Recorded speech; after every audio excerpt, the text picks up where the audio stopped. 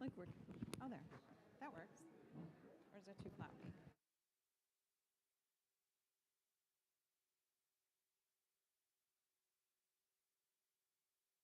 Just speak it normally, a few sentences. Test.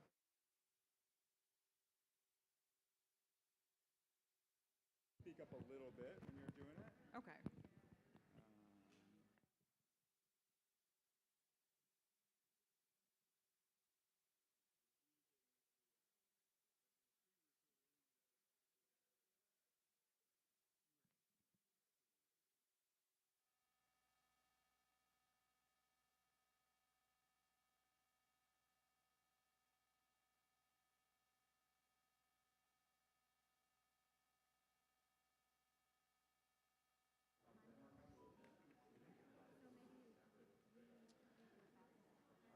Good evening.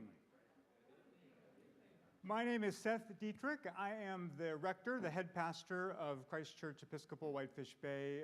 We are so grateful to have you. I'm here to formally welcome our panelists. Some of you have been here before. Some of you have just stepped through our doors for the first time. I'm here to welcome all of you who are physically present, and I know we have 75 and counting who are tuning into the live stream. So we're grateful for you. We know people have gathered from many different spiritual traditions. Wherever you've traveled from, whatever tradition you are a part of or not a part of, be at peace in this space. You are most welcome here.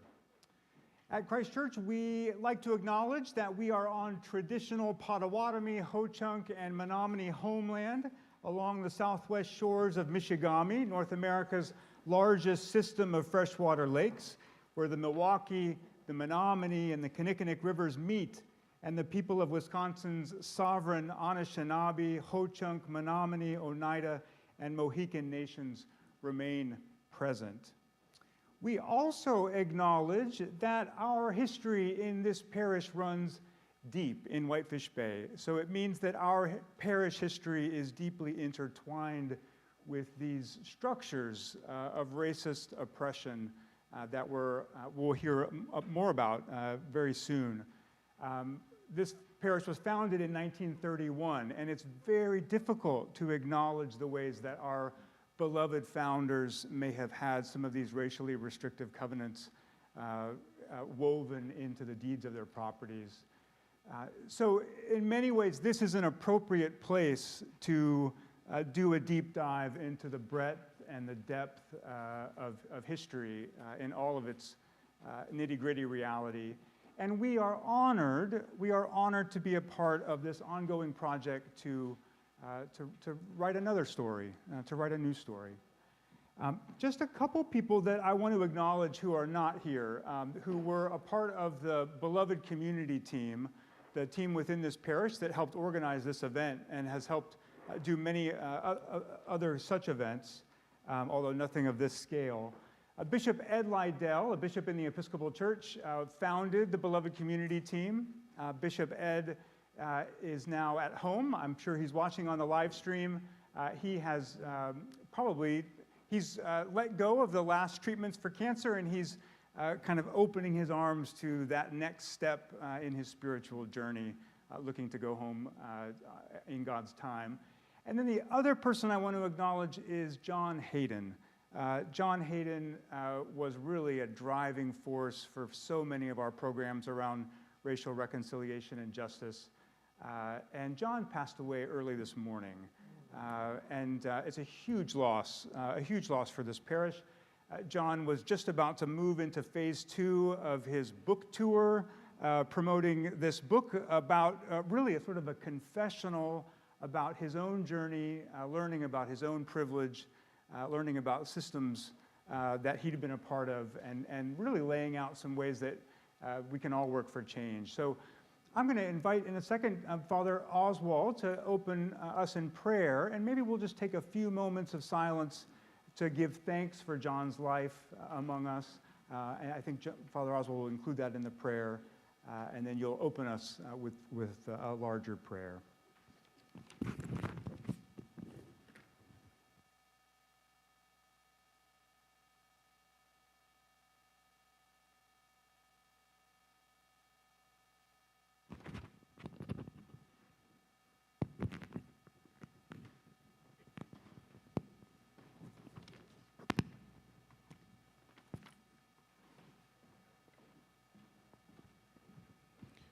So let us pray. God Almighty, we thank you for the life of our friend and companion, John Hayden. We are grateful for his relentless quest for peace and justice for all. We are inspired by his zeal and energy for a better world for all of God's children. Receive him in your kingdom, where you have prepared a place for him. Comfort us who mourn, and grant us grace to continue the work he has committed to. We also pray to God that your holy and life-giving Spirit may so move every human heart that barriers which divide us may crumble, suspicions disappear, and hatred cease. That our division being healed, we may live in justice and peace. Look with pity, O Heavenly Father, upon the people in this land who live with injustice, terror, disease, and death as their constant companions. Help us to eliminate our cruelty to these, our neighbors. Strengthen those who spend their lives establishing equal protection of the law and equal opportunities for all. And grant that every one of us may enjoy a fair portion of the riches of this land. Enable us to eliminate poverty, prejudice, and oppression, that peace may prevail with righteousness and justice with order, and that men and women from different cultures and with differing talents may find with one another the fulfillment of their humanity. We ask all this through Jesus Christ our Lord. Amen.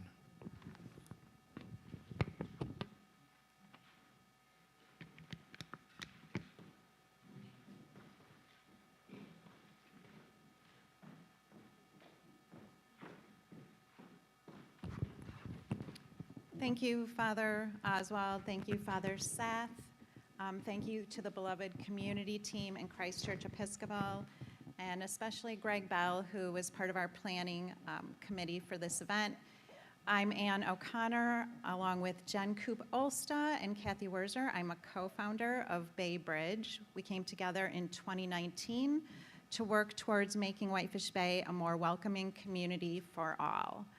So it's nice to be back in this space. One of our very first events was here at Christ Church, working with Bishop Lydell and the beloved community team on a screening of Radio Milwaukee's Invisible Lines. I'm sure some of you are here probably for that event. It's also nice to be here in April. This was a very intentional time for scheduling this project because of the fair housing legislation that was passed in April, both federally and locally with the work of Val Phillips and her ultimate success with the Milwaukee Common Council. And speaking of legislatures, we would like to acknowledge the lawmakers in our presence tonight. Law will be a big theme of the presentation. So later in the program tonight, you will hear from Chairwoman Marcelia Nicholson. Thank you for being here. I believe Supervisor Felicia Martin is here as well, if you want to raise your hand. I had the pleasure of meeting you very briefly last night at the County Parks Equity presentation at Villa Terrace. Good to see you. I believe that Supervisor Sheldon Wasserman is online, and I think Supervisor Sumner is as well. We also have Justice Dallett, if you want to raise your hand. Thank you for being here. State Representative Deb Andraka, thank you for being here. Whitefish Bay Village President Kevin Buckley, hello. And if I'm missing any lawmakers who are present, would you like to acknowledge yourself? Sorry, I don't recognize everybody. Yes. Thank you for being here. Thank you. And any online lawmakers, are we able to find them? Greg, yes? Okay. Thank you, Greg. We can jump back in with that. So thank you, everybody, for being here, both online and in person. We have two of our event planners online that I'd like to acknowledge, Gailey and Larry Gallipol. So they will be helping people online as well. And thank you to everyone. We have people representing multiple organizations here. And because I'm hoping that this is just the first of many conversations and that we're building a community around these discussions, I would like to take the time to mention all of our various sponsors that have come on board. So I think many of us are affiliated with one, if not more, of these organizations. So tonight we have people here from the Redress Movement, the Jewish Community Relations Council, Tikkun Hayir, Metropolitan Milwaukee Fair Housing Council, 5 Points Neighborhood Association, Congregation Shalom, United Methodist Church Whitefish Bay, From the Same Dust, a Baha'i group, Congregation Sinai, TOSA Together, El Safi Real Estate Team, Greater Milwaukee Association of Realtors, Break the Silence in the Burbs, Rid Racism Milwaukee, MICA, the Episcopal Diocese of Milwaukee, 88.9 Radio Milwaukee, Bridge the Divide, Hummingbird, Divided by Design, and of course, Christ Church and Bay Bridge. So I think it's a pretty impressive list of organizations that have come together on this. Now I would like to introduce our panel. Ann Bonds is Associate Professor and Associate Chair of Geography and an affiliate faculty of the Urban Studies program at the University of Wisconsin-Milwaukee. She is a critical human geographer whose research interests include race, racialization, and racial segregation, urban political economy and community development, and housing studies. Derek Handley is an assistant professor in the Department of English, also at the University of Wisconsin-Milwaukee. Professor Handley's work deals with rhetorical strategies of civil rights and segregation protests, the arguments that drove African American resistance in the urban North. He is currently completing a book that examines urban renewal policies from the 1950s in Pittsburgh, Milwaukee, and St. Paul, and rhetorical strategies in response to the demolition that occurred during the urban renewal period and also in the northern civil rights struggles over housing. Lawrence Hoffman is a broadly trained geographer and GIS professional, interested in working on socially conscious projects that reconsider the logic and power dynamics of spatial production. A GIS program manager for Groundwork Milwaukee, he oversees projects that collect, analyze, and publish geographic data in ways that augment groundwork projects, focusing specifically on putting the power of maps in the hands of residents who can use them to advocate for resources. And Reggie Jackson has presented numerous times in Whitefish Bay here at Christ Church, United Methodist Church, in front of our Whitefish Bay School Board. My co-founder, Kathy Werzer, has had the pleasure of facilitating with Mr. Jackson for years. He is a much sought-after speaker, researcher, and writer for over a decade, regionally and nationally. His work helps institutions and individuals understand how our country's racial hierarchy developed historically, its impact on our lives today, and how we can realize America's promise for all citizens. So thank you all for being here.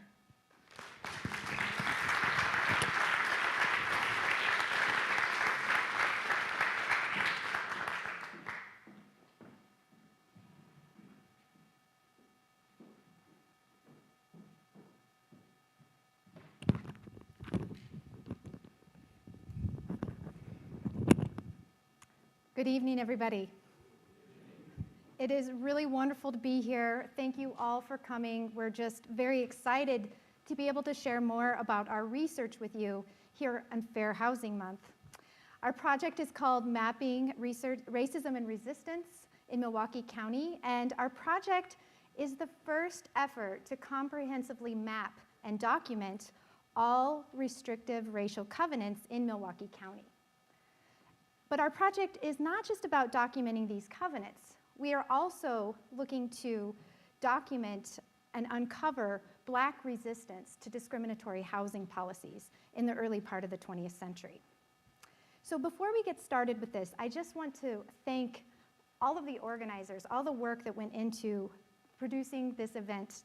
We want to especially thank Greg Bell, Ann O'Connor, and Kathy Werzer, who have been wonderful in communicating with us. As I'm missing another person, I'm sorry. Eva as well. So I'm sorry, there's countless others I'm missing. We know how much work it takes to put an event like this together, and we are so grateful for all of the people who worked so hard to make this night happen. This project has been several years in the making, and we want to recognize some of the important partnerships and collaboration of a lot of people who aren't up here on the panel with us this evening, but who have been a critical part of the project. So our presentation today is supported by the research and efforts of Dr. Joseph Walzer. Joe's in the back. Joe, if you don't mind waving your hand. As well as by Kat Kosiski and Madison Williams. Our project is supported by a UWM Discovery and Innovation Grant. And finally, and really importantly, we want to recognize our collaborators from the Mapping Prejudice Project at the University of Minnesota. And we thank them for all of their support and for sharing their expertise. They've been an essential part of getting this project off the ground. Lawrence and Reggie and I, we were realizing we've been talking about this project since 2017, so that gives you a sense of how long we've been really trying to work to get this off the ground, and also why we're so thrilled that we can be here today and now be sharing our work with a wider audience. Restrictive covenants are legally enforceable agreements limiting how owners and renters can use a property, and they're listed in real estate deeds or contracts. So covenants themselves can apply to a range of details, from the appearance of a house, for example, limitations on building heights, to constraints on the kinds of activities that can take place on a property. So, for example, raising livestock would be prohibited. However, racially restrictive covenants were clauses that specifically prohibited non-white people from purchasing, leasing, or occupying certain properties. And in the first half of the 20th century, racial covenants were used throughout the United States, especially in cities, for segregationist purposes. They began first appearing in deeds with more frequency at the turn of the century. And they especially became more frequent following the 1917 Supreme Court decision in the case of Buchanan versus Worley, which outlawed municipal racial zoning, which was essentially, these were city ordinances that designated where black people could live. So then following this 1917 decision, racial covenants became increasingly commonplace, withstanding numerous court challenges throughout the 1920s and 1930s. And the covenants that we share on the slide today, these were detected and identified in our proof of concept study, which Lawrence will talk about shortly. So these are covenants that until we commenced this project had not been documented. So by 1928, over half of all homes owned by white people in the United States were covenanted. Though racial covenants often included language identifying a range of racial, ethnic, and religious groups prohibited from occupying properties, in practice, they specifically targeted Black Americans, especially as Black Americans were moving to cities in the Northeast, the Midwest, and the West during the first, second, and late Great Migration, in search of new opportunities and to escape the oppressive conditions of Jim Crow. Here we can see a covenant from South Milwaukee, noting that the premise shall not be occupied, quote, by others than the white race and by American citizens, end quote. So this is at the very bottom. I know it's hard to read. But this is a notable inclusion. In 1924, Milwaukee's immigrant population was the largest in the nation, surpassing cities even like Chicago and New York. So now we can see how citizenship becomes embedded within these covenants as well. Just as the Great Migration was underway, developers and the burgeoning real estate industry advanced the idea that residential property values were tied to the racial homogeneity of neighborhoods. They associated highly segregated white neighborhoods with high property values and associated the presence of non-white people with property value decline. In fact, in 1924, the National Association of Real Estate Boards introduced Article 34 into its code of ethics, which stipulated that, quote, a realtor should never be instrumental in introducing into a neighborhood a character of property or occupancy, members of any race or nationality, or individuals whose presence will clearly be detrimental to property values. So what this tells us is that years before the Homeowners Loan Corporation created residential security maps, like we see here up on our screen, before these maps really systematized the practice of redlining in cities, racial covenants had already been in place for years, and they had already established patterns of racial segregation in cities. In fact, those residential security maps, or the redlining maps, were actually designed around the urban racial boundaries and that had already been established, and higher ratings on these maps were assigned to neighborhoods and communities that already had racial covenants in place. So during this period of time, growing suburban communities and new subdivisions were promoted as exclusive and highly restricted. And of course, this was meant to communicate the premium of whiteness and property values and the kinds of housing quality that could be associated with these spaces. And so here we see an image from 1938. This is at the Whitefish Bay Health Office. And we see the sign hanging above that says, advertising the city as, quote, a highly restricted residential North Shore suburb. So at this point in time with our research, what we know thus far is that the first racial covenant registered in Milwaukee County was in 1919, and it racially restricted the Washington Highlands housing development in Wauwatosa. And of course, Washington Highlands was not alone. During the 1920s, 29 other subdivisions in just Wauwatosa registered deed covenants. And this included residential developments like the Beverly Hills area, Rogers Park, Westgate, Blue Mound Manor, and there's many others. And racial restrictive covenants were implemented throughout Milwaukee County in the 1920s and the 1930s. And really this followed new developments. As new developments were being built, they were implemented throughout the county. And there were racial covenants within the city of Milwaukee as well as in neighboring suburbs. So the first covenants are in the kind of inner ring suburbs, including Whitefish Bay, Shorewood, Cudahy, West Allis, West Milwaukee. And this trend continued into the 40s and even the 1950s with new suburban developments in Bayside. Sorry, I needed to advance my slides. Bayside, Greendale, Greenfield, Glendale, and Fox Point.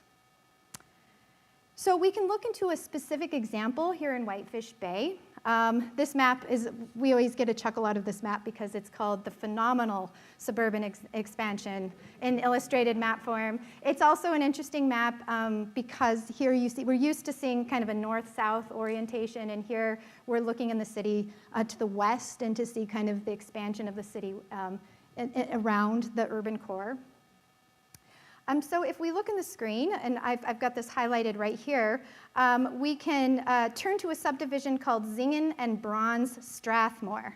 And you can't really see it, but I've highlighted the location of that on the screen. This subdivision was covenanted in 1927, with the racial covenant set to expire in 1975. And so here we can see that on the map, and then we can also take a look here. This is an advertisement that appeared in the Milwaukee Sentinel, and here we see that Strathmore, as a residential development, is being advertised to potential white buyers as, quote, a highly distinctive and restricted district. Of course, this is just one example of so many. I'll put up a slide here that has a few other local examples in the area. So these were so commonplace that by the 1940s, local NAACP attorney George Brawley found that approximately 90% of the subdivisions that had been platted in the city of Milwaukee since 1910 contained some kind of restrictive covenant. Even after the Supreme Court ruled that racial covenants were not enforceable in the 1948 Supreme Court case of Shelley versus Kramer, racial covenants continued to be filed in Milwaukee County. The last racial deed covenant filed in Wauwatosa, for example, was registered in 1955, so a full 7 years after Shelley versus Kramer. And a covenant was registered 3 years later, a full decade after Shelley versus Kramer, in Greendale for the Crestview Acres subdivision. So clearly, even after covenants were no longer legally enforceable, their symbolic power remained, communicating the message that these neighborhoods were for whites only. Though restrictive deed covenants are widely recognized and studied, few comprehensive accounts of their spatial and temporal patterning exist because they are embedded in county deed records. It's an enormous volume of data, a lot of documents to examine. And so we're working with the Mapping Prejudice Project and utilizing their methods, which Lawrence will talk about in more detail, to process these deeds faster. And so to give you a sense of the size of the data set that we're working with, we have 1.7 million deed images. So for all of the property records between 1910 and 1960. And so we know that we have about 650,000 property deeds that we can process and work through. And we've done a proof of concept, again, that Lawrence will talk about, and we estimate discovering around 20,000 racial covenants. So this is a huge project that no one researcher or no one group could do alone. And it's for these reasons that we talk about this project as being a collaborative project. Because even after we've identified these deeds, or the restrictive deed covenants, they need to be verified by at least 5 people so that we can confirm the validity of our data set. So community participation is essential to the project. And as we speak, the property records are being processed. We anticipate that we'll begin commencing our community workshops to actually transcribe and verify these deeds in the summer and the fall. So you'll be hearing a lot more from us. We've included sign-up sheets on the side of this table over here if people are interested in participating in these events. And at this point, I'd like to just say the other thing that we're interested as we move into the next phase of this project is learning more from Milwaukee County residents about their own stories and experiences. Do you have stories and experiences about racial segregation or discrimination in housing that you'd like to share? So at this point, I'd like to turn it over to my colleague, Derek Handley.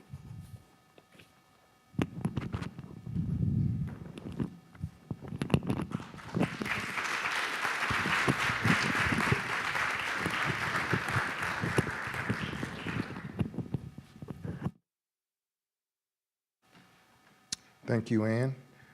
Can you all hear me okay? All right, good evening, everyone. I'm a little nervous. This is my first time speaking in a church. I'm gonna resist the urge to preach a little bit. As Ann noted, racial covenants were just one mechanism explicitly designed to separate urban populations by race. They worked in conjunction with other federal policies, municipal ordinances, and private practices that ensure the racial segregation of American cities.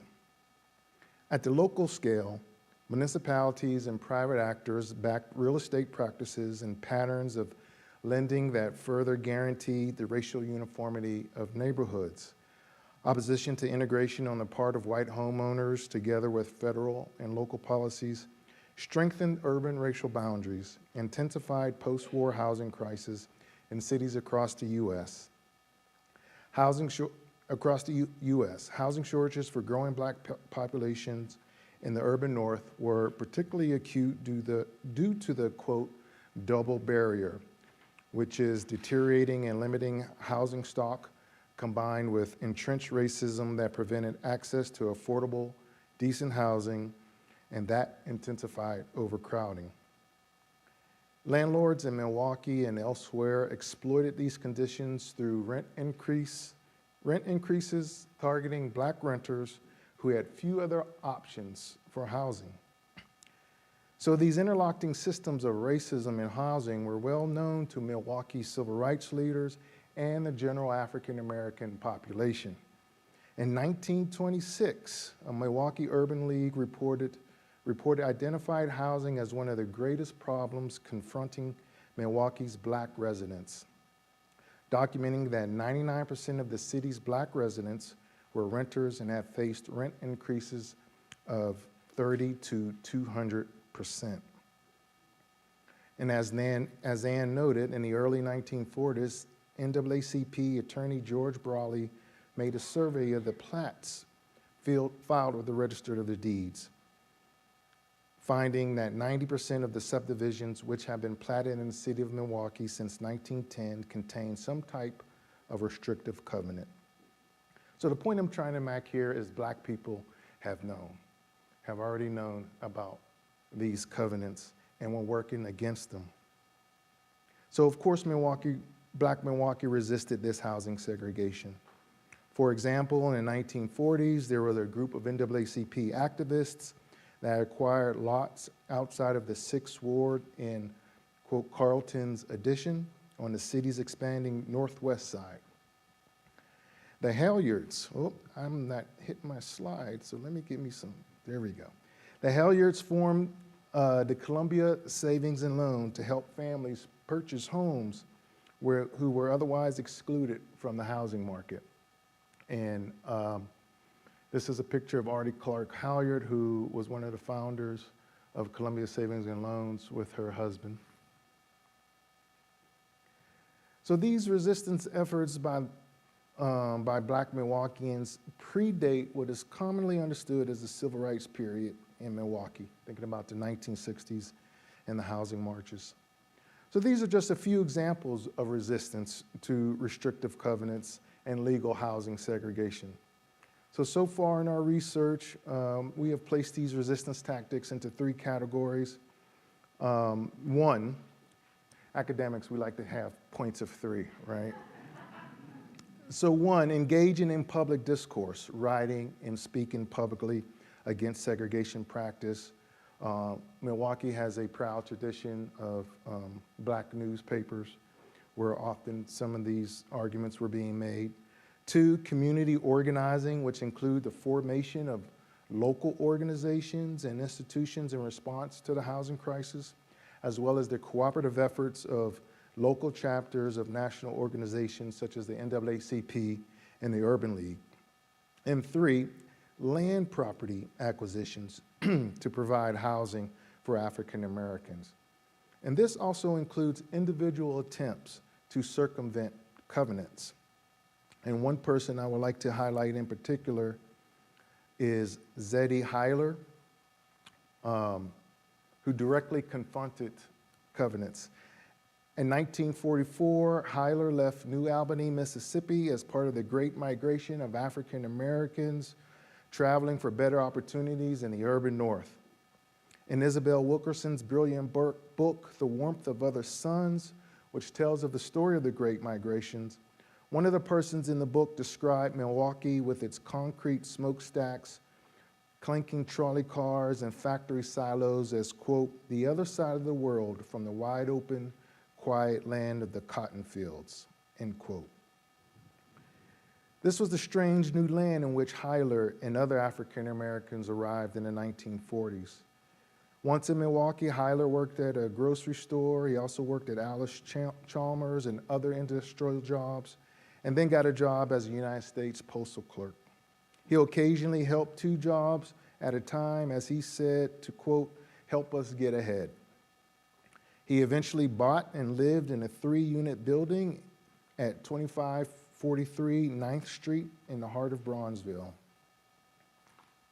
In 1955, after a decade of living and working in Milwaukee, he decided that he wanted to build a house in Wauwatosa for his family, which included his wife Mary, his son Alan, and his mother Nancy.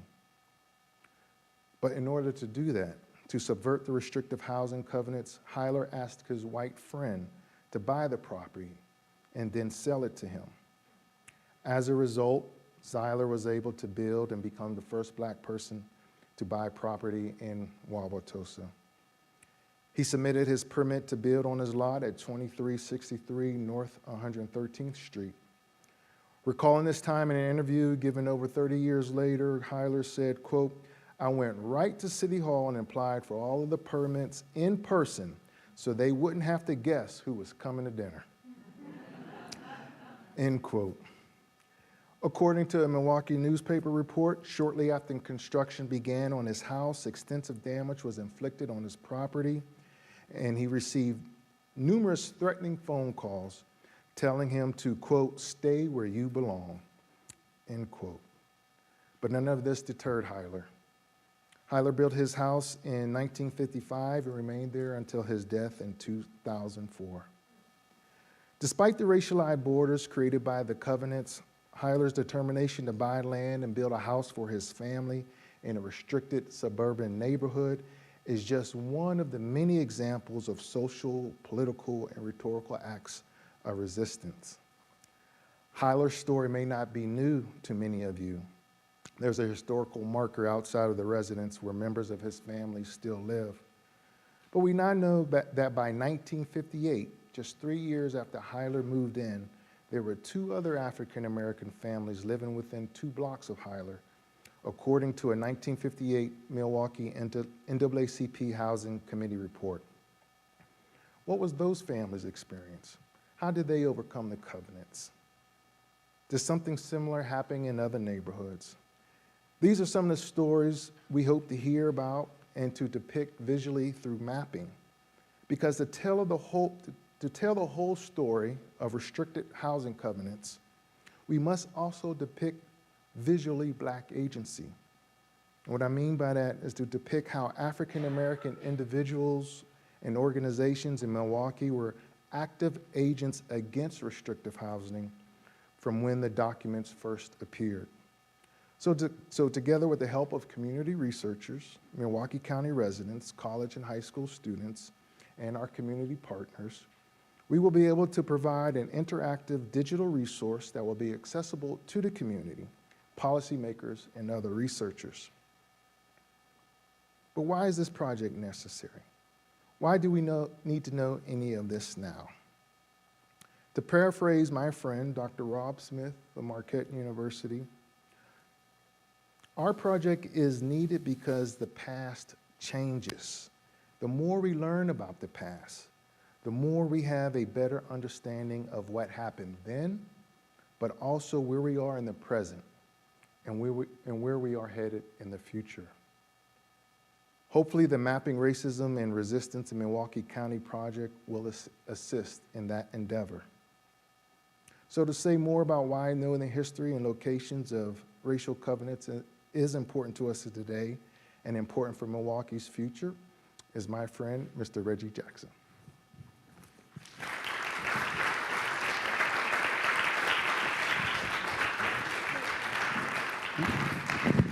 Trying to steal your microphone. Wow, it's great to be here with you all. Thank you all for coming out. I think this is maybe my 3rd time presenting here. I always love to be in familiar spaces with familiar faces. A lot of people I know in this audience, so I'm really so excited to be a part of this illustrious group. Many of you have heard me do my presentation I call The Hidden Impact of Segregation. And so I want to just share with you why I do that and why it's important. And then how people continually want me to do it. I've actually done that presentation over the last 2 weeks. I've done it 3 different times. And I'll talk to you about how many other times I've done it. So this building that's on the picture is a building that used to be right on the corner, nearly right on the corner, 27th and Burleigh in Milwaukee. And the reason that I have that picture is my mother's uncle used to live right down the street from this building. There used to be a little bar there, where it says kind of the cool spot. There was a little bar there that my mother's uncle used to go to, and he cashes Social Security check. Remember when you could cash your check at the bar back in the day, right? Remember that? And he would go there, and he always had fun stories about his friends and how he interacted with people. And every time I drove past that building, I looked at how ugly it was. And I thought to myself, why is this ugly building standing? year after year after year. Why is it that people in this neighborhood have to walk past or drive past something that looks that ugly? And then I thought, on the flip side of the coin, there are not places that look like this in any white community in Metro Milwaukee. There's not a single building that white people have to drive by or walk by that looks like this. And as bad as that building looked, they finally demolished it last summer. I first took a picture of it. This is the second picture I took of it. The first time I took a picture of it was in 2016, and they finally tore it down last summer. But it's what that building means to me is a continuation of not only discriminatory practices and policies related to housing, but what I see as even more important is an intentional disinvestment in black neighborhoods. Intentional disinvestment. When you go to the area where this building is, it's one of the really most challenging neighborhoods in Milwaukee. Just a few blocks away from here is an area called the 30th Street Corridor, which were all of these small factories that supported the big factories in Milwaukee and employed thousands and thousands of black people. But once those factories went away, nobody did anything about it. Nobody did anything about the job losses, the deterioration in the community. Nobody on the local level, state level, federal level cared. And so when I talk about the hidden impact of segregation, what I found when I started to research it is that it's much deeper than I thought it was, right? I thought that it was just about redlining racial covenants, but when I started to look at it in depth here in Milwaukee specifically, I discovered that it's a lot more than that. There are all of these other pieces that fit into the puzzle of creating the Milwaukee we see today. My family moved here in 1973 from a little town in Mississippi, a segregated town in Mississippi, Charleston, Mississippi. We had separate swimming pools for black and white kids in that town, and up until the year before COVID hit, they were still having separate high school proms in my hometown in Mississippi. But this is the crazy part. In 1970, 16 years after Brown versus Board of Education, a federal judge told Mississippi, integrate your school. So I actually had white classmates in second grade in Mississippi, came to Milwaukee in third grade, didn't have a white classmate until ninth grade. So from third through eighth grade, I didn't have a single white classmate. I didn't know why. I didn't know that it was about segregation. I didn't think that I lived in a segregated neighborhood in the heart of the 53206 zip code, which was at that time a beautiful place to live. But as I grew to understand the policies and practices that created these segregated spaces, I understood why my neighborhood looked different, why my schools looked different. And so in 2015, a reporter from CNN reached out to me, Ray Sanchez, great guy. And he says, Reggie, I'm working on a piece about segregation. And, you know, we always call somebody in Milwaukee when we're working on segregation, right? Because you guys are the poster child. I'm like, yeah, I know. We don't like to hear it, but yeah, we know. And so we talked for about 2.5 hours. I invited him to come to Milwaukee. He came, and I gave him what I call my segregation tour. My segregation tour is very quick and simple. Go down to the lakefront, North Avenue, drive from North Avenue through the city all the way to Brookfield, and just look at the changes that you see along the way. And that tells you what segregation policies and practices have meant. And so after he wrote that article on CNN's website, and it was on CNN Student News, some of the students in the school I worked in were like, Mr. Jackson, you're on the news, you're on the news. And then literally everybody and their grandmother started calling me like, Reggie, can you talk to us about segregation? Milwaukee Magazine reached out, said, Reggie, can you write a feature-length article about segregation in Milwaukee? I'm like, sure. I spent 3 months researching, writing, submitted it. They were like, this is wonderful, we love it. They never published it. I learned a valuable lesson. 50% up front, moving forward. So what that led to was, in my mind, I said, well, let me just take what I've learned and share it with people. So I started to do this presentation called The Hidden Impact of Segregation. And these are just some of the places that I've done it at. The list, I stopped counting when I got to about 100. But I know I've done it at least probably 100 times since then. So I've done this presentation, some version of it, probably 200 times. And I'm amazed that I've done it that many times because I'm amazed how interested people are in this particular topic. So what I try to do with my presentation, I say that if you do, you know, these big puzzles, right, 1,000-word puzzle, you know, you dump the puzzle pieces out on a big table and you start working away at it, right? But imagine if somebody came and took that puzzle box cover away from you, how much harder it would be to put the puzzle together. I think that's part of what we're trying to do. We're trying to give you that cover back to show you how Milwaukee became what it is today. And this project is going to be really critically instrumental in helping us to understand within the city where those covenants were. We kind of know where they were in the suburbs, but to see where they were in the city, I think it's going to be an incredible just addition to our local history. And I'm really excited about the project. I'm also excited about a new organization I'm a part of that is one of the sponsors tonight, the Redress Movement. It's a national organization that came out of the work of Richard Rothstein's book, The Color of Law. The movement has been launched in Charlotte, Denver, and Milwaukee. I'm part of the research team for Redress. If you want to learn more about it, redressmovement.org.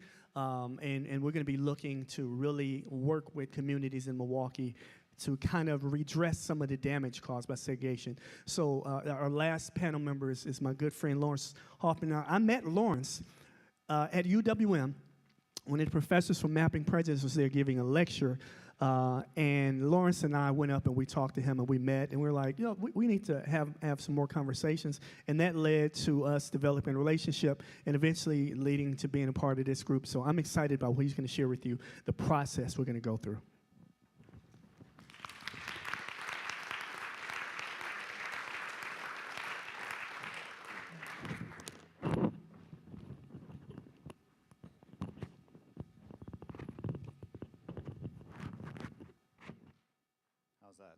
Can you all hear me?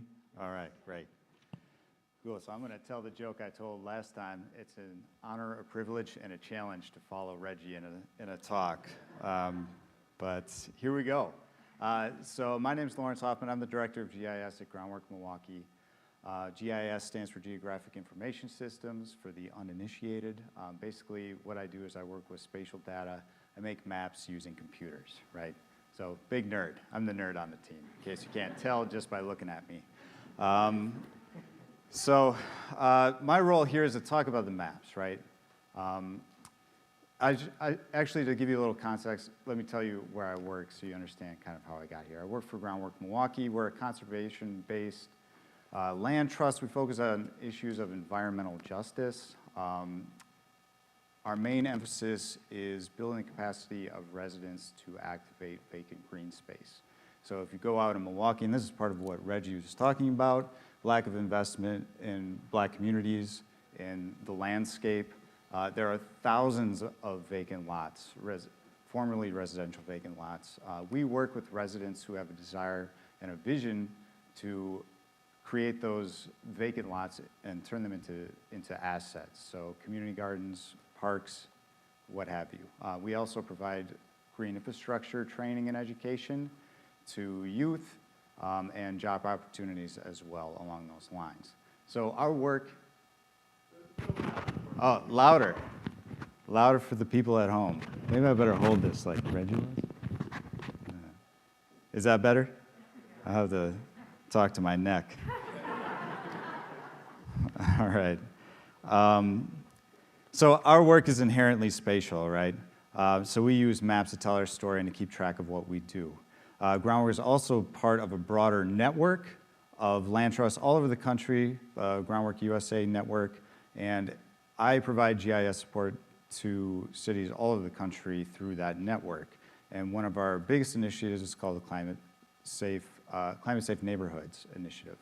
And so basically I make maps, and I make maps that tell the history of residential segregation and put that into the context of contemporary exposure to extreme heat and flooding. So basically I make maps, I give them to residents who then go advocate for climate resilience resources in their neighborhoods that have been historically underfunded and under-resourced. And we found that this has a surprising impact and really opens doors for people. I'll talk a little more about that later. Now back to what we're actually here to talk about. So I'm the map guy. I'm here to talk about basically why do we need to make this map, right? So we have all these intelligent people sitting right here that can tell you all about covenants. We know that this is a real and true history. We know that this happened. Why do we need to put it on the map? And there are a number of different reasons. One of them is that the visualization is important. That's actually the tagline of our colleagues' project at the University of Minnesota Libraries. visualizing the hidden histories of race and privilege in the built environment, right? Visualizing is actually important because it gives you a sense of the extent, it gives you the sense of the spatial distribution, and you can start to get extremely specific about understanding that history. The cover of the puzzle, as Reggie was saying. So that's one reason why we need to make this map. The other thing it does is it provides a really powerful public tool that denies the myth of de facto segregation, and that's, of course, taken from Richard Rothstein's book, but this sort of notion that people self-segregated. So this tool emphatically denies that. It's a public resource, and it's also made by the public, right? So people have invested their own time and energy in building this resource. Another reason the map is really powerful is because it creates, when you look at the map, you can actually look and see where your house is, or you can look and see where your parents' house was, or at least the neighborhood you grew up in. So it creates this incredibly personal tie to the history. Once you see in your own deed, in the house that you live in or that your family has lived in for ages, right, that you see it, that you've benefited from this practice, you have to face that history. And you can choose to either say, it wasn't my idea, I don't care, or you can choose to try to think about how you could go forward. You can think about redress, right? So that's the challenge of the personal tie, and that comes specifically from the map, because you can actually look right at your house and think about what it means that your neighborhood was really into these housing covenants. Another reason to make the map is that maps are really powerful, right? So what they do is they have this power to present us, there's something sort of self-evident, right? They can tell an extremely complex history in an instant, just by looking at it. Something that would take pages and pages and pages to write a textbook about. You can tell that story in an instant, but first you have to do the really hard work, right? So that's what we're here to hopefully inspire y'all to be involved in, because as the project moves forward, it's going to involve volunteer engagement, it's going to involve all of us to participate. And let me tell you why that is. So Anne gave you some numbers around, 1.7 million documents that we're processing.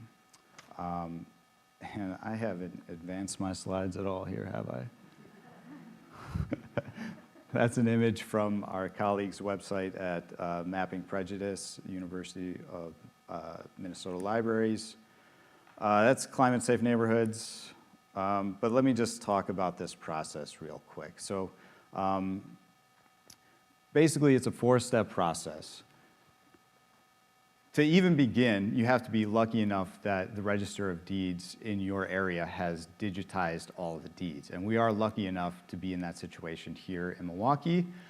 We started the process back in I think it was spring of 2018. I started going to the Register of Deeds and sort of pulling that thread. And we finally, after many, many discussions and even a little bit of controversy, landed all of the deeds. How long ago, Anne? March. Just this March, right? So we've been working on getting our hands on the deeds for that long of time. But that's the first step. Once you have them, then basically, let me take a step back. I forgot to mention, and this is very important, I did not design this process. I am here to relay the technical components that our friends at the University of Minnesota Library, they built all this software, they came up with these methods, and they're sharing them with us. As the nerd of the group here, I'm the one to sort of tell you how it works. But I want to be very clear that I did not come up with this myself. All right, so the first step, once you have your digitized deeds, is to process them all using something called OCR, or optical character recognition. So basically, if you're familiar with the difference between a PDF, which is basically a snapshot or a digital picture of a document, The difference between that and a Word document is that you can't actually read, the computer cannot read that text. So unless you have something called optical character recognition. So optical character recognition can read the text from an image. So the software is written to then flag any racial language and pull it out. So every single of the 1.7 million documents will be run through this software that can read images and flag specific words. And the list of words is based on the ones that were successful in Hennepin County and Minnesota. But basically, we're talking about any type of racial language. And they built that list based off sampling various race-based covenants that they actually found and drew out of their sample. So once you've run it through the OCR flags it, but computers, they're not always that smart, right? They're only as smart as the people who build them and the people who are using them. So optical character recognition can make mistakes. So of all of these documents that we're scanning and flagging, they all have to be verified by real people. And not only one person, we need 5 people to verify that this is actually a race-based housing covenant. And that's where all of you will come in. Once all of the flagged deeds have been set aside from the optical character recognition process, they'll be uploaded to an online platform called Zooniverse, where the public then engages in that verification process. And this is part of what's so powerful about this whole project, is that we couldn't do it ourselves even if we wanted to, unless we wanted to spend a few lifetimes on it, right? So we actually need help from everyone else. The public has to be engaged in this issue, and the public has to contribute. And by that contribution, then, they're more invested in the outcome, they're more informed, and they care more, hopefully. That's the idea, right? So then the next step, once everything, the deeds have been verified and set aside, in order to put them on the map, we have to be able to tie them to the actual residential plot boundaries, right? And the thing about property boundaries is that they sort of change and morph over time. So this requires a pretty intense amount of work on the GIS front in terms of digitizing historical plot boundaries, because that's essential to making the map. But it also allows for an opportunity for education and engagement across various GIS groups. We have some designs about potentially engaging high school youth, so that not only will they be learning about this history, they'll be gaining a technical skill that you can have a career in at the end of it, right?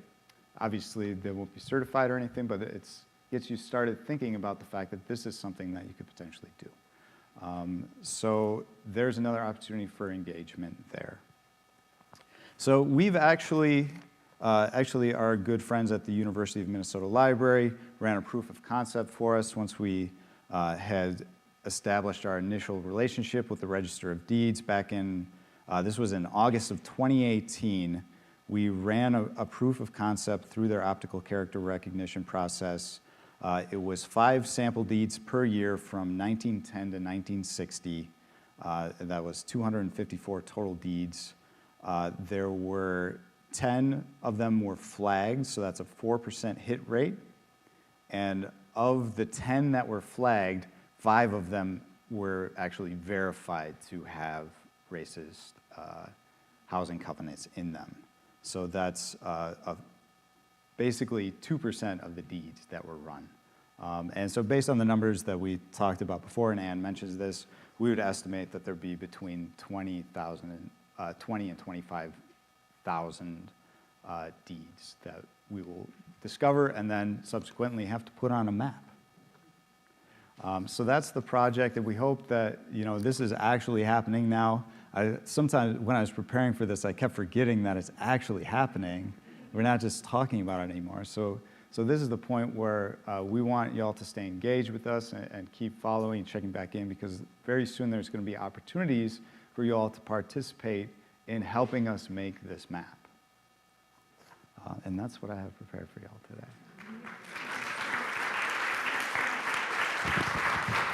Oh, man. One more thing. I totally forgot I had slides the whole time. How did that happen? Like, I've never done this before. All right, so this is actually a slide that I prepared. These are some of the deeds that were flagged in the proof of concept. So these are 3 of the 5 that were pulled out of that 254. So you can actually see the examples and hopefully read through some of these the covenants to get a sense of what the language is and what we'd be looking for. One more slide.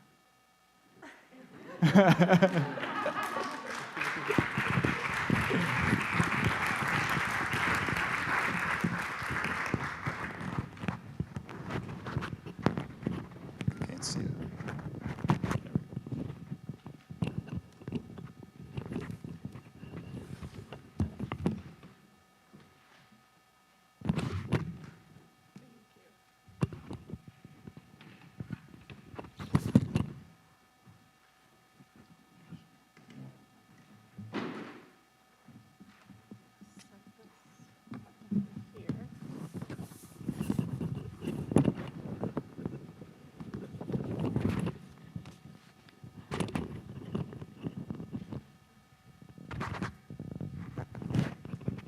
Can everyone hear me? Yes? Okay. I'm Kathy Wurzer. I am part of Bay Bridge, and we're heading into the question and answer period. Did it? I have on a flimsy shirt. That wasn't a good thing to wear. Maybe I'll look it at my necklace. Does that work? Okay, perfect. All right. So I'm Kathy Wurzer, and I'm part of Bay Bridge. And we are heading into the question and answer period. And this is for people who are here in person, as well as people who are joining us virtually. I already have some questions up here from the virtual people.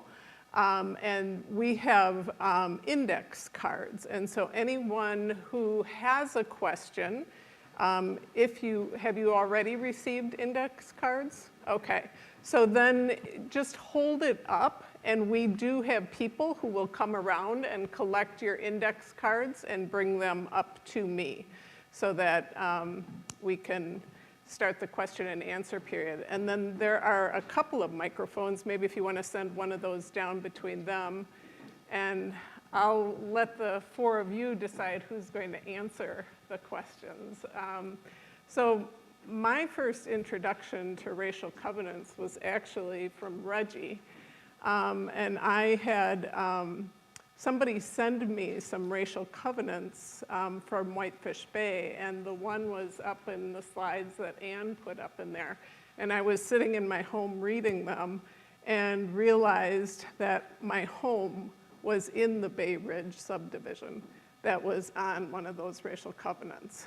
And so what that told me was that we as white people need to be doing something about this. And so this is a lovely project because we have an opportunity to participate and to do something about this.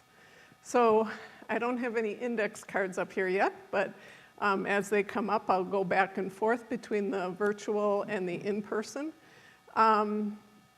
So we have Maddie Riordan, who was wondering, how many of these communities actively acknowledge that these covenants existed, continue to exist, ? And do they use that acknowledgement as a place for conversation and education? I don't know if anybody here knows that.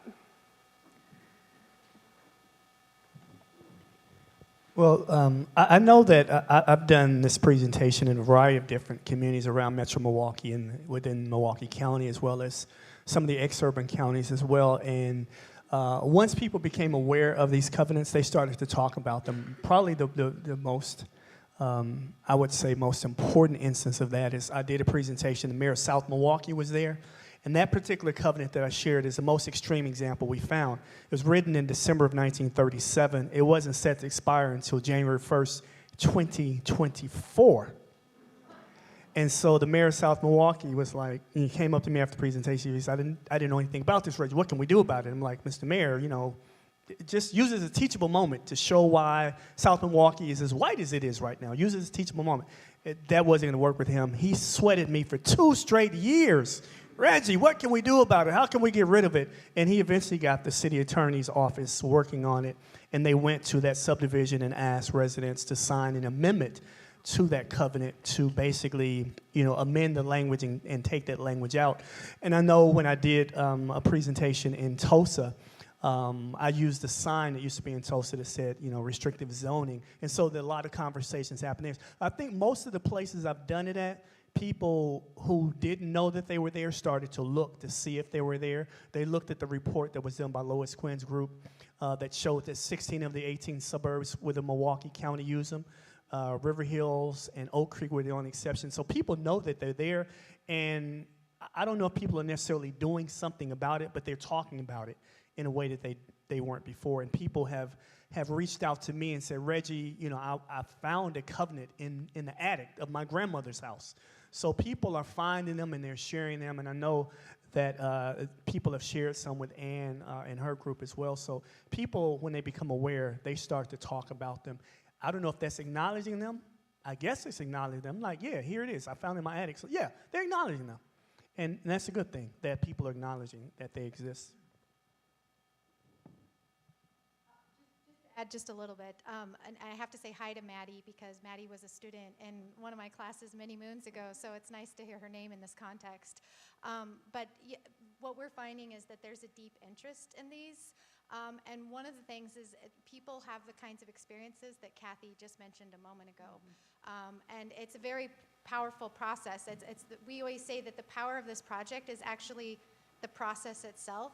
Although the maps will be wonderful and incredibly useful, and producing a data set on all of the covenants will be valuable for all kinds of research and policy making, and also just for community groups. But it's also extremely powerful when individuals themselves find out that the homes where they live or the communities where they grew up in were covenanted communities. And I think as Lawrence was saying, that this personal connection to these wider processes is something that we found is very powerful for people, and it is a motivator to get involved. So I think there's lots of interest. I don't know about the acknowledgement, but at the same time, people really are just starting to find out about these and becoming very engaged. Thank you. So we have a question. If I participate in the project, give me an idea of what I would be doing to help. Okay, so we will be hosting these workshops, so nobody will be just thrown into this, where basically we show how the process works. And it's essentially, if you can hit back a couple of slides to that slide, Derek, that shows the one of the covenants. It's essentially looking at documents like this and reading it carefully, finding the actual racially restricted covenant, and then transcribing it, typing it. That might not sound very fun or interesting, but in fact, for those of us, again, Lawrence said he was the nerd on the panel. I think it's safe to say that we're all pretty nerdy here because we find it extremely exciting to look at these documents. And it really is fascinating to see the different kind of language that appears in these racial covenants, what this tells about the racial fears and the racism at the time. So it would be a simple matter of looking at these property records, and of course this is a collaborative thing. It would be with other people. We would be talking about the covenants. So it would be an engaged process. It wouldn't just be something where people are working in isolation. Thank you. But I think, Ann, you can actually do it at home on your own if you want, right? And in person. So if you want to work there, actually we hear from our colleagues in Minnesota that there are some people that have taken on this work as like a part-time job because they find it so interesting, and so they'll be constantly working on identifying some of these deeds. So if any of you are looking for, you're really excited about public records, this is your project.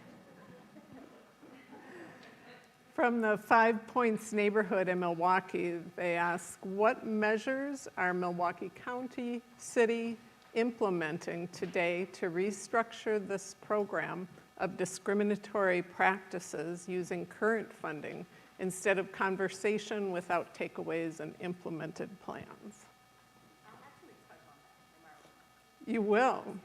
Okay, I don't know if anybody else has any additional comments, but Chairperson I think that'll be addressed Nicholson? in a minute. Yeah. Okay, so Chairperson Nicholson will address that later on. Thank you. All right, I live in Waukesha County. Is there a similar project in that county? If not, how can we utilize what we've learned tonight to apply to other counties? The first thing to do, well, we'd love to connect with you. And I'll just say that the project in Minneapolis is now extended into Ramsey County, into St. Paul. So it does make sense to go into, and it would certainly make sense to look into the WOW counties, Washington, Ozaukee, and Waukesha counties. Those counties have often been referred to as the iron ring around Milwaukee. And so we know that there would be probably a lot of covenants there. I think the first step would be to inquire about the property records and if they're digitized, because that would probably be the first thing that would need to happen. And then, we'd love to connect with you and we could talk with you more about the process itself. Yeah, and one other thing, there was a report written in the 1950s about the use of covenants in Waukesha, particularly as it related to violations of the decision the Supreme Court made that they were unenforceable. So this particular agency was looking at whether or not people were violating that Supreme Court decision by continuing to write covenants. So we know that there were a significant number written out there, but just as Ann said, you really have to look at the records to find out, and nobody's really tried to do it. Okay, thank you. Marvel Rupel asks, how does redistricting of voting areas promote structural racism toward eliminating it?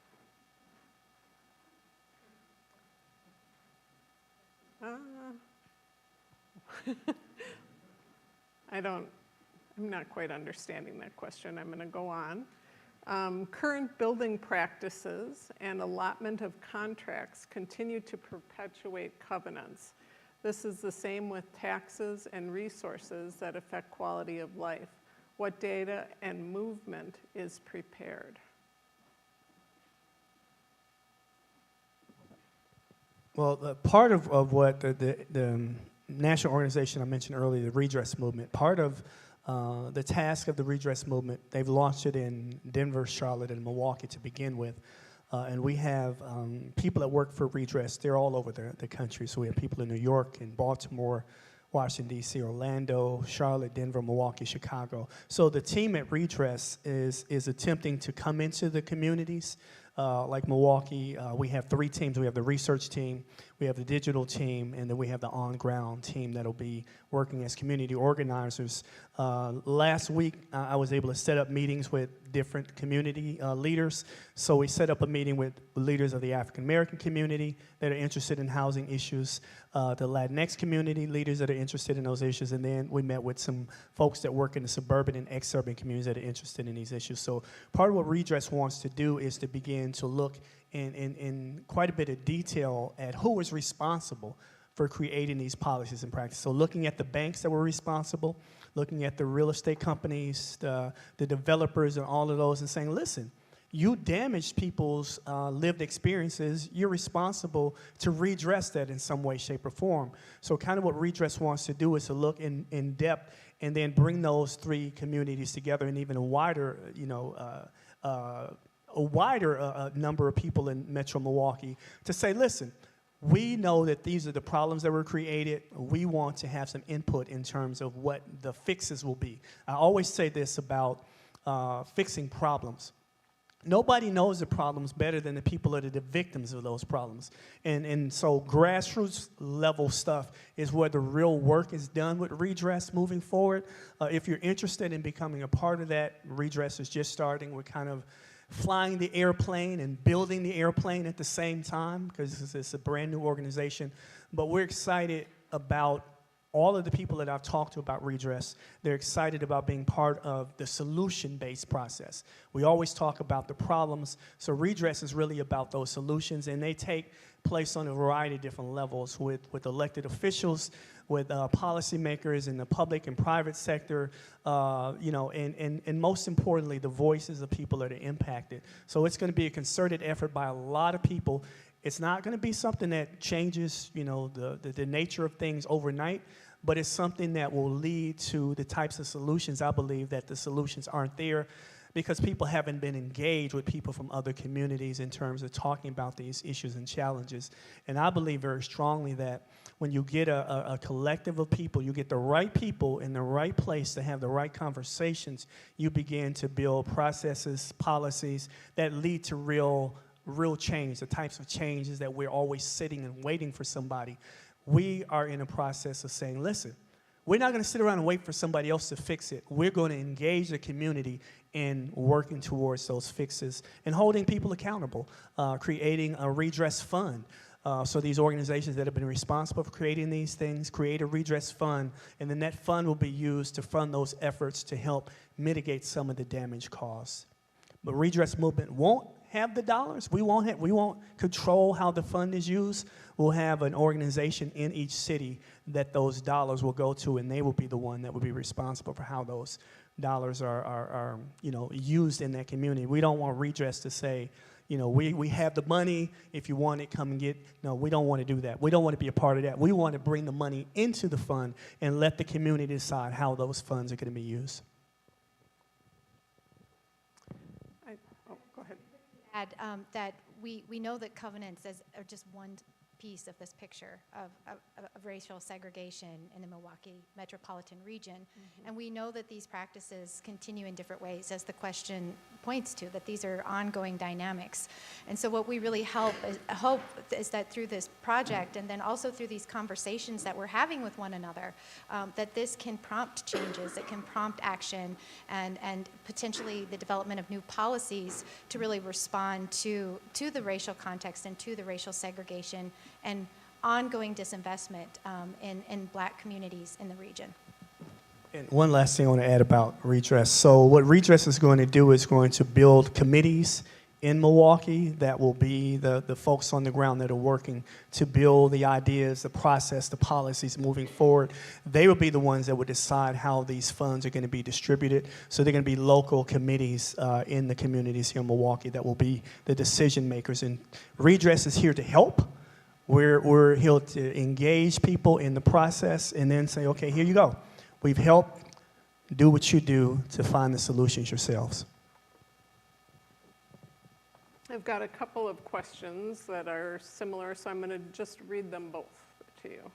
Given the well-known segregation apparent throughout Milwaukee and the suburbs, how was the original sample randomized without bias?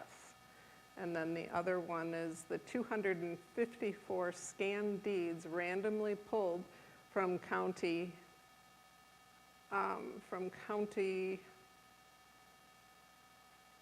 reads, I think, and were the results statistically significant, or were the deeds picked from one municipality or area?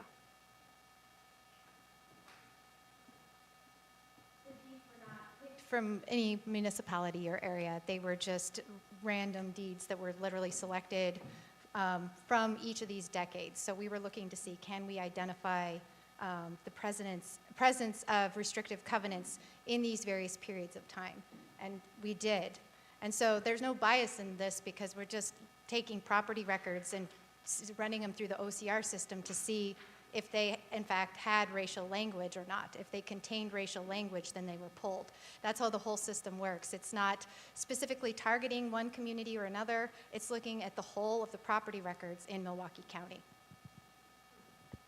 I would also add, and I meant to mention this when I was talking, but the percent hit rate is actually a little bit higher than the project in Minneapolis, and that was part of why we moved forward with the project, is because we anticipated having about on par or maybe even more hits than they had. And our colleague at Mapping Prejudice actually accredited that in part to the higher quality of the deeds that we have. In some ways, statistical significance isn't really even that important in this situation, because it's really just about, are there deeds or aren't there? If there are any, we want to know where they are, and we're out to find them.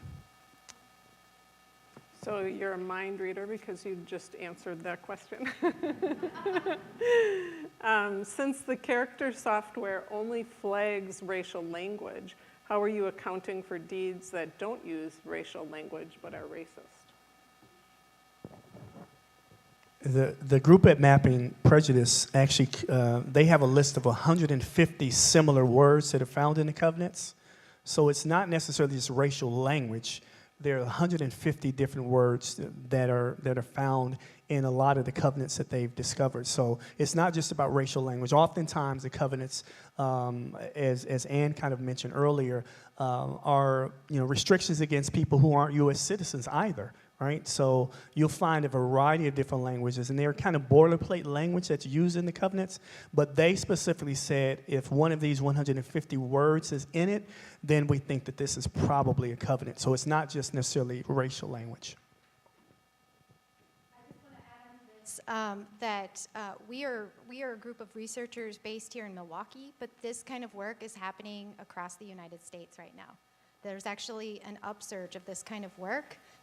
There's a National Covenants Coalition where we share information. And Mapping Prejudice, the group in Minnesota, has worked with many other cities, and they're constantly updating their algorithms according to what they find in different locations.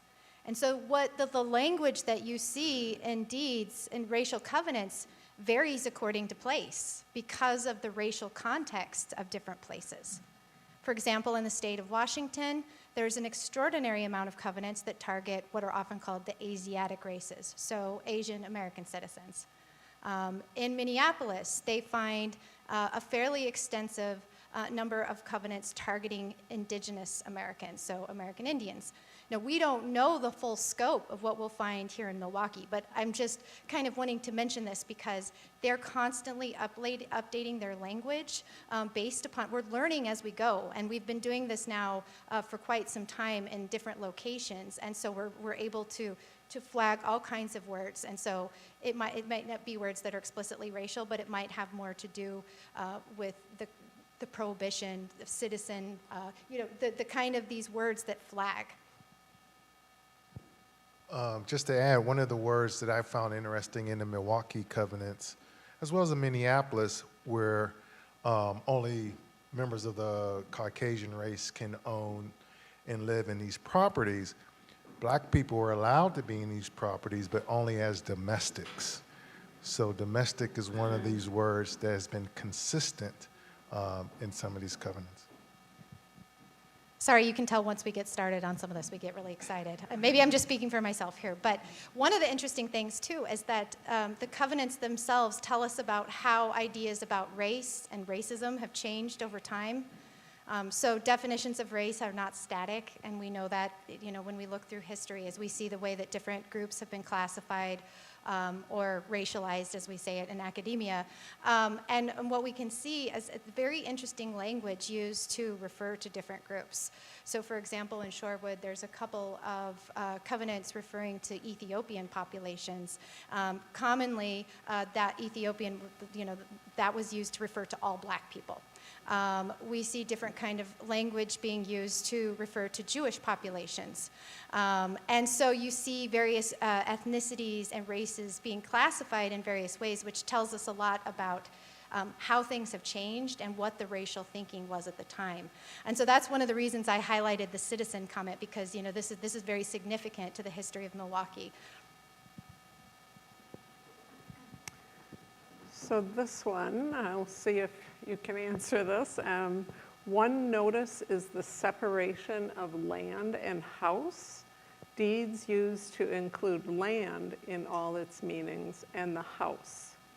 Now it's different, and when did the change occur? I can't specifically answer the second part of that question about when that happened, but at the period of our study, the covenants, the restrictive covenants, they run with the land. So it's really, in fact, the fact that the land component is really important. Many developers often attached covenants to land before while they were subdividing it, because it was just a lot easier to go ahead and covenant all of the parcels of land in a particular area as it was being platted and developed. So that's an important distinction. I'd have to, and now I'm curious, and I will look into that when that happened, but in the period of our study where the land is the critical component, that the covenants are running with the land itself. Okay. So will your research and maps be publicly available once completed? What is your next step? You're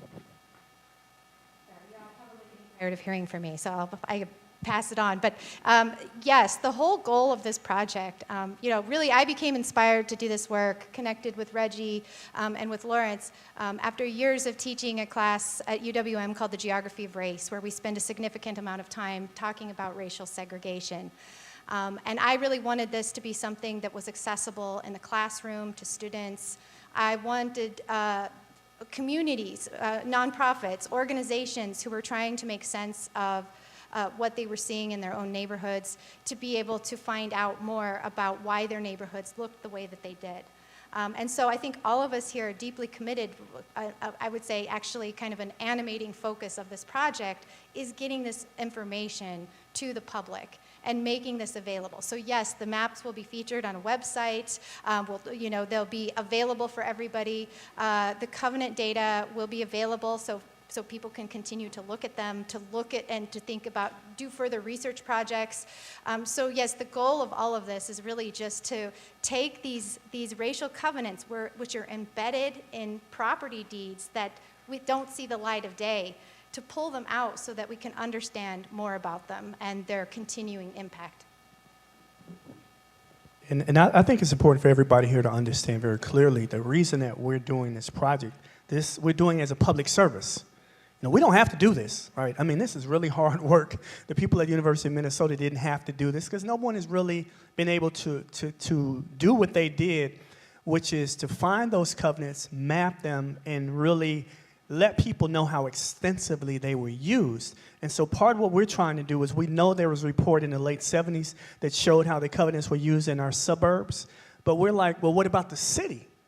People need to know where they were in the city, and even those suburbs where, this group went through paper records trying to find this stuff, they didn't have the resources we have available to us now. It makes no sense for us to do this work and to involve community members if it's not going to be publicly available.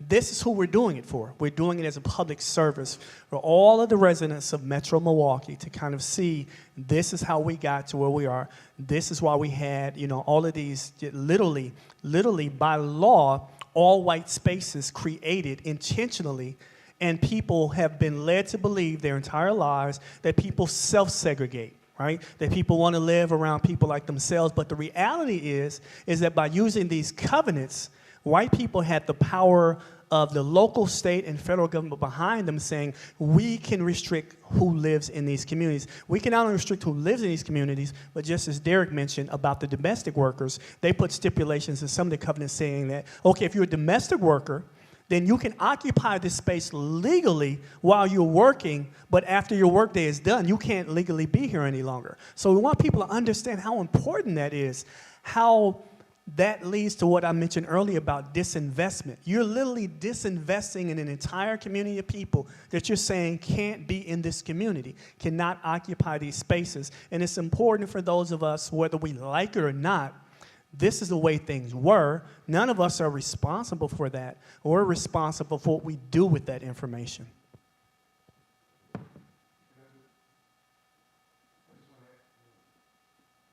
Can you hear me? Okay, there we go. The other component of this project, too, is we also want to collect the stories, the family stories of housing segregation. I shared the story of Zeddy Heiler. I'm quite sure there's other stories of people who were trying to buy a house or trying to rent property and being denied. I was doing some archival research, and I discovered in a historical Shorewood newspaper where Val Phillips gave an interview when she talked about trying to buy a house on the east side. And They ain't even let her into the house. They stopped her at the sidewalk. So I want to hear, we want to capture these stories too. And some of these stories will also be available on the website to help put a broader picture to the maps. So do they still have crosses on the Wauwatosa street signs? If not, when were they taken off?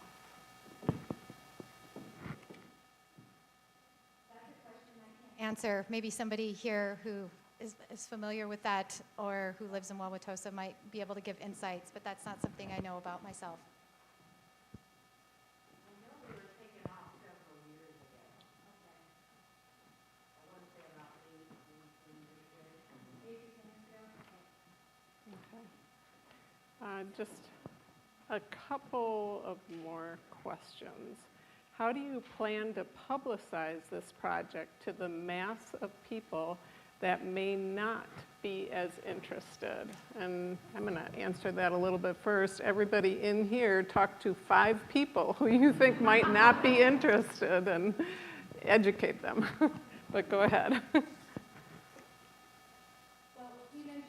This is going to involve a lot of us going out and taking the show on the road, so to speak, and engaging with communities. That's a critical part of it. So visiting different communities and organizations, telling them about our work, telling them what's happening. So you'll be hearing a lot from us. There'll be lots of emails, but it is worthwhile noting that, as I mentioned earlier, we're just one project within a broader ecosystem of other projects that are doing this. And so there's still a lot of people, for example, in the city of Minneapolis or St. Paul who participated there and who want to continue participating.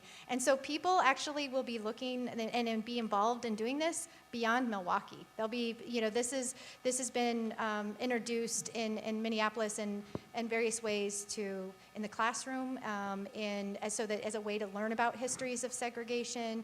At the college level, students might be interested in seeing some of these. So we're really drawing on the kind of infrastructures that have been built over the past few years, but of course we'll be reaching out to as many organizations as possible to involve people, again, because this is a project that is about all of us, it's about the public, and it's about learning and producing these maps together. So I apologize, we're out of time for the Q&A. So if your question did not get answered, I know that Anne had put up her email. You could possibly reach out that way.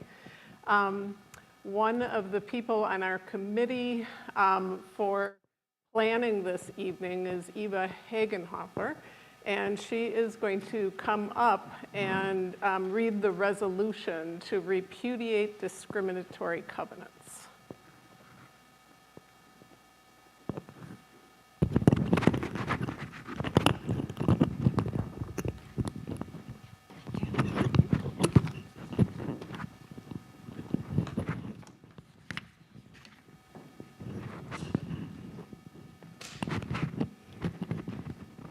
So you've already been asked to participate in this as verifiers of the language in these deeds. So that's one ask. And the second ask is to get behind this resolution, taking it into your communities, and the goal of which is to repudiate these resolutions. Before I get into that, we just want to thank Susan Labuddy, who's a parishioner here at Christ Church, a member of the Beloved Community team here at the church, and our thanks is because she was the principal author of this resolution and did an enormous amount of background work, which you can read. There's in the resource list in your program, there's a link to it, so you can read this very thorough 6-page document. So as we have all heard and learned tonight, thanks to the incredible research that we've been learning from, Discriminatory covenants have played an extensive role in pervasive racial segregation, with historical and continuing impacts on property ownership, accumulation of wealth, property transfers, mortgage financing and rental eligibility, and property valuation and taxation in our communities and across the country. We now, therefore, explicitly repudiate these discriminatory covenants and call on Milwaukee County Board of Supervisors to do three things. One, acknowledge the harm discriminatory covenants cause to society in general and people of color in particular by their continuing presence in the real estate records maintained in the Milwaukee County Register of Deeds office and elsewhere. Two,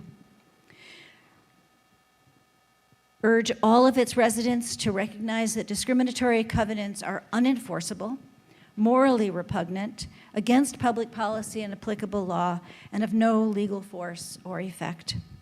And three, explicitly, and completely repudiate every discriminatory covenant contained in any deed, plat map, subdivision governing agreement and/or bylaws, and any other real estate documents affecting property located in Milwaukee County, state of Wisconsin, and directs that these resolutions be recorded with the Office of the Register of Deeds of Milwaukee County in order to provide public notice thereof. So we urge all of you to call for the adoption of this or a similar resolution in Milwaukee County cities, towns, and villages. For anyone interested, as I've mentioned before, in reading the full text of the resolution's preamble containing this very extensive background information, you can find the link there in the post-event resources. It is now my privilege to introduce Supervisor Marcelia Nicholson, who is an award-winning activist and the first Black and Latina woman to be elected as chair of Milwaukee County Board of Supervisors. Prior to her election as board chair, she served as first vice chair and chair of the board's Economic and Community Development and Intergovernmental Relations Committee. Born and raised in Milwaukee, Chairwoman Nicholson attended Milwaukee Public Schools and was an honor graduate of the University of Wisconsin-Milwaukee. Having grown up in Milwaukee's 53206 zip code community, she now works to make the opportunities she was given as a young woman available to others. She is a champion for working people, public education, economic development, and community empowerment. Her past work as a teacher, an MTEA union activist, and community organizer informs her policy and community work. She is the author of several significant pieces of legislation, including a $15 an hour living wage ordinance, an eviction reduction program, a resolution establishing Juneteenth Day as a major holiday, and a declaration stating that racism is a public health crisis. Please join me in warmly welcoming Chairwoman Nicholson, who will share her thoughts on this evening.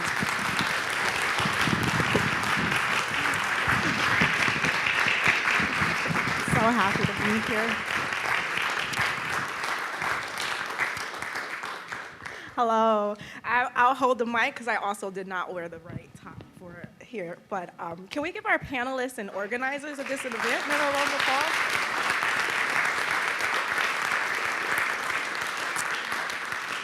Thank you, Bay Bridge, for this opportunity to be here and provide these closing remarks. And thank all of you for this enlightening discussion. I myself learned so much, so hopefully you all took some value from it as well. So my remarks are as follows.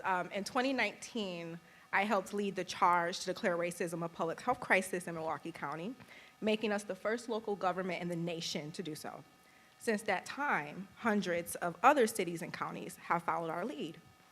By making this declaration, we shed light on what we knew to be true, that racism affects nearly every aspect of our lives, from what we learn and don't learn in our schools to how medical treatments and social services are administered. But one area we found that racism is especially pervasive in is determining where we all live. I think we all now know the data showing that Milwaukee has the unfortunate distinction of being one of the most segregated cities in the nation, with many disparities affecting communities of color, causing us also to be named the worst place to raise a Black child. As mentioned, I grew up in 53206. In fact, I grew up in subpar housing. I'm so glad, Reggie, that you showed that picture on 27th and Burleigh. I grew up on 12th and Burleigh. And bad plumbing, so we would boil water for baths. We had bad electrical, so we would use that same gas stove to heat our home in the winter. And the only thing that set me apart from a white child growing up in a nice home in Shorewood is that my mom and dad were born of color and poor, and that I was born of color and poor. And that's the reality for many children throughout Milwaukee County every day. As we continue to work towards our vision of achieving racial equity and becoming the healthiest county in Wisconsin, I am proud of the work that Milwaukee County has done to try and reverse the damage done by racist housing policies, such as the restrictive covenants we just learned about today. One way we do this is by helping expand access to affordable housing throughout Milwaukee County. So now I can answer that question that was asked around, what are we doing? So very recently, and I think Supervisor Martin is still here, she helped spearhead this effort as chair of ECD. We approved a WEDIT grant, $250,000 for the Community Within the Corridor project, which is in my district. This project is a mixed-use development at 32nd and Center Street, and it will include more than 180 units of affordable housing along with commercial and community use. This is that former factory that was left empty. It's now being turned into this project. And this is all happening within an area that has historically been underdeveloped and underinvested in. Another important thing I wanted to mention is in keeping with Reggie's remarks, who I just love you so much, you're amazing.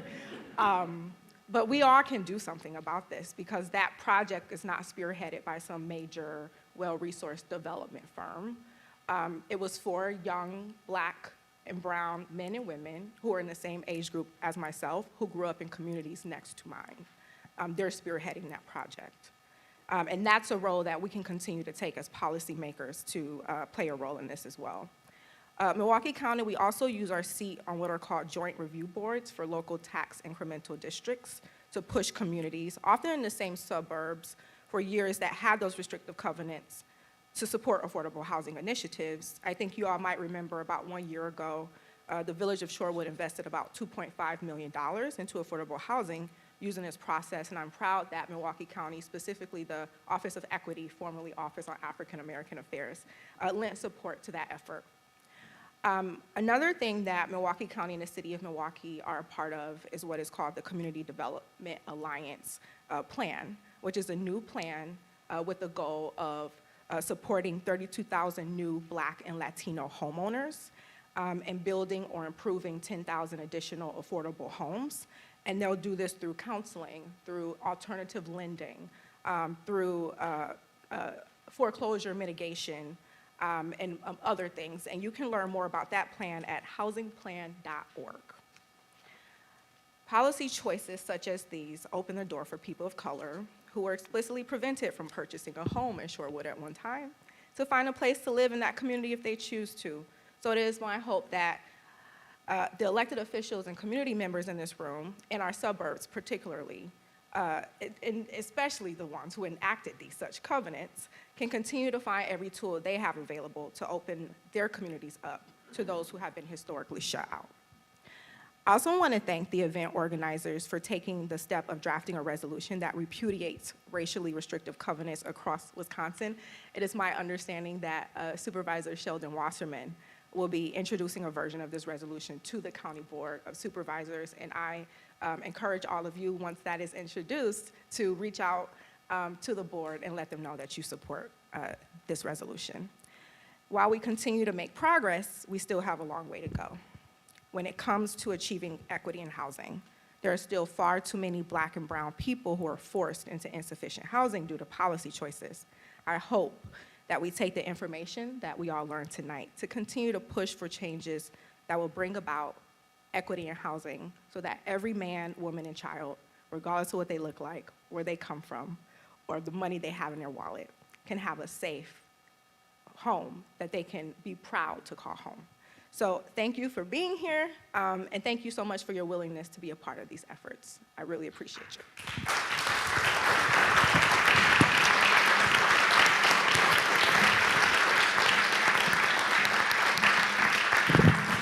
Thank you so much, Chairwoman Nicholson. That was wonderful to hear. Thank you, everybody, for being here. Thank you to the tremendous panel. For follow-up, please check your inboxes. We're going to send you a list of resources that was referenced here tonight. That also includes the resolution, and it's not just for the county or municipalities. It is also for non-governmental organizations to adopt should they choose.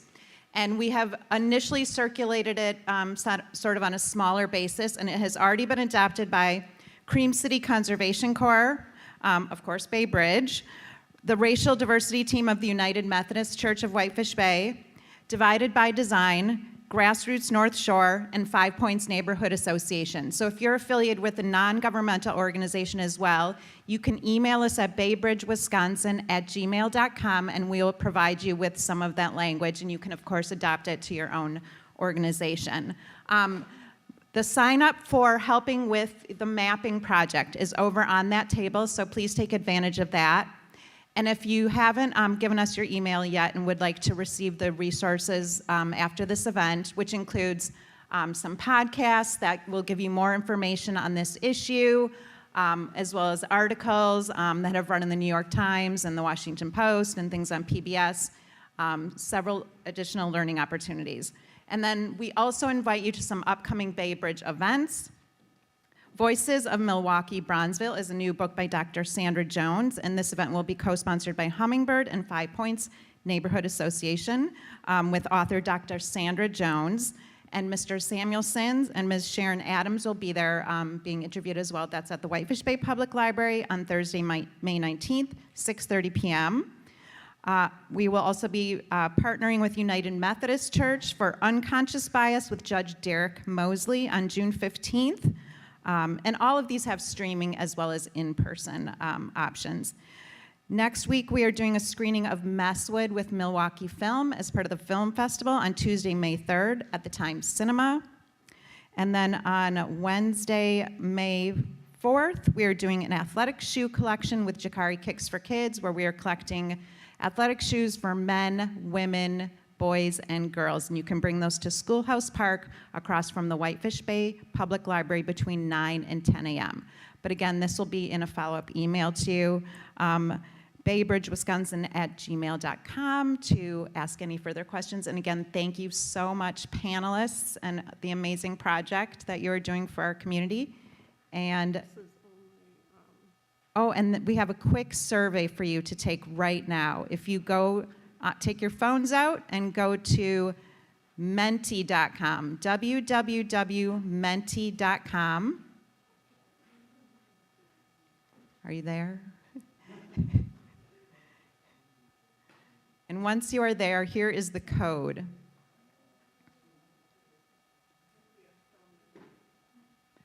Menti is MENTI. And the code you will use is 3614-5196. I can repeat that. 3614-5196. And there you can take our post-event survey.